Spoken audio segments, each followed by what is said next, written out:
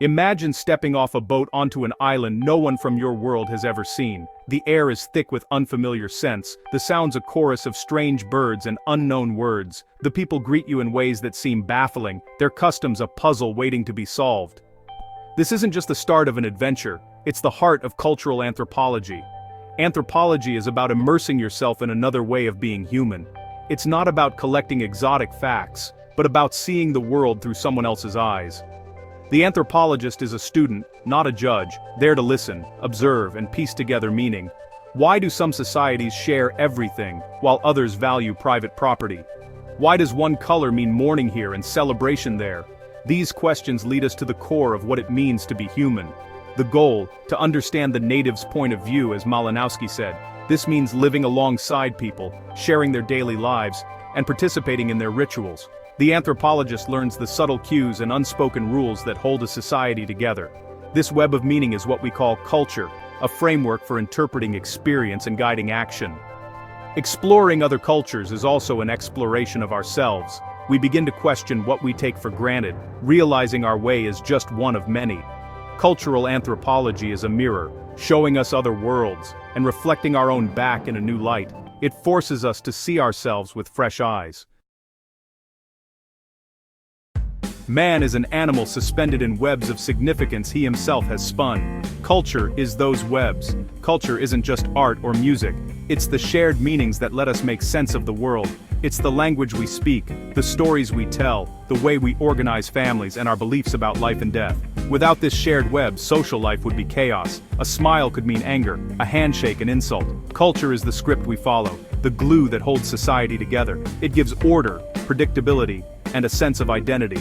Studying culture is key to understanding human behavior. To know why people act as they do, we must look at their culture, not just biology or environment. We must try to see the world from their point of view. By studying many cultures, we learn there's no single human nature, just many ways of being human. This understanding is an antidote to ethnocentrism, the belief that one's own culture is superior. Anthropology teaches humility and respect, encouraging curiosity over judgment. It celebrates the creativity and adaptability of our species. The formal study of culture is new, but human curiosity about others is ancient. Early accounts came from travelers and colonial administrators, filtered through bias. These armchair anthropologists judged other cultures by their own standards, seeing difference as deficiency. Their theories justified conquest, not understanding. They rarely visited the places they wrote about, fitting humanity into a rigid ladder of progress. Societies were ranked from savage to civilized, with Europe always on top. This ethnocentric framework ignored the complexity and creativity of other societies. It provided a moral and scientific excuse for colonialism. The problem: these theories lacked evidence and were built on prejudice. Armchair theorists imposed their own values, ignoring facts that didn't fit. They treated societies as monolithic, missing internal diversity. Anthropology needed a fundamental shift, from assumptions to observation. To truly understand others, scholars had to leave their armchairs and see the world firsthand. The 20th century brought a revolution. Anthropologists left their studies and entered the field. They lived among the people they studied, learning languages and observing daily life. This method, participant observation, became the hallmark of modern anthropology. Bronisław Malinowski, stranded in the Trobriand Islands, set the standard. He lived in a village, joined in daily work, and learned the culture from within. He showed that so-called primitive societies were complex and logical. Magic and gardening, for example, was a rational response to uncertainty. Malinowski insisted on grasping the native's point of view. Fieldwork replaced speculation with detailed empirical accounts, and raised new questions about ethics and interpretation that still challenge anthropologists today. While Malinowski transformed fieldwork, Franz Boas revolutionized American anthropology. Boas fiercely opposed ranking cultures in hierarchies based on prejudice, not evidence. Through fieldwork among indigenous peoples, he dismantled the idea of universal cultural evolution. Boas championed historical particularism. Every culture is shaped by its unique history and environment. He insisted on understanding each culture on its own terms, cultural relativism. Boas pioneered the four-field approach. Culture, language, biology, and archaeology are interconnected. He trained students to be rigorous, learn local languages, and collect data meticulously. Most importantly, Boas debunked the myth that race determines culture. He showed cultural differences are learned, not inherited, challenging scientific racism. Boas turned anthropology into a force for social justice and understanding. Anthropology shifted from collecting facts to interpreting meaning. The interpretive approach asks not just what people do, but what they think they're doing. The goal is thick description, understanding the layers of meaning in everyday actions. Culture is like a text, stories, symbols, and rituals that help people make sense of life.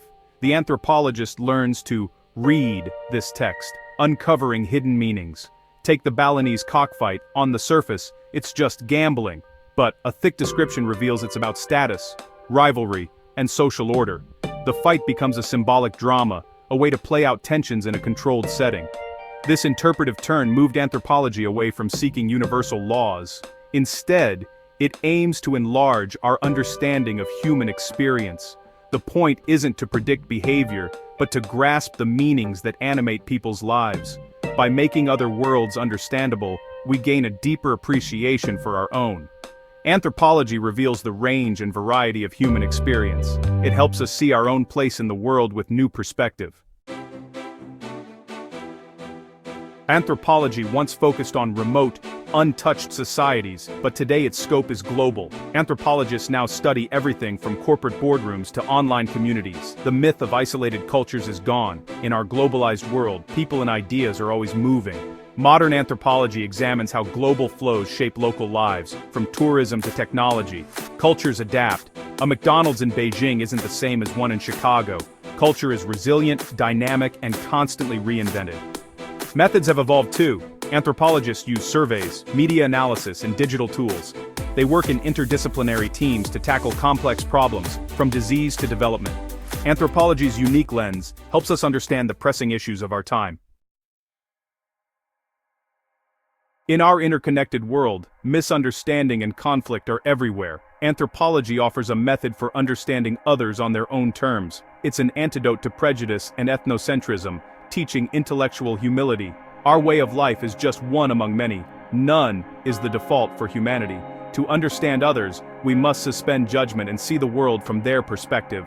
This takes patience, empathy, and a willingness to question our assumptions. The reward: we learn about ourselves as much as about others. Anthropology reveals the arbitrariness of our own customs and the cultural lenses we wear.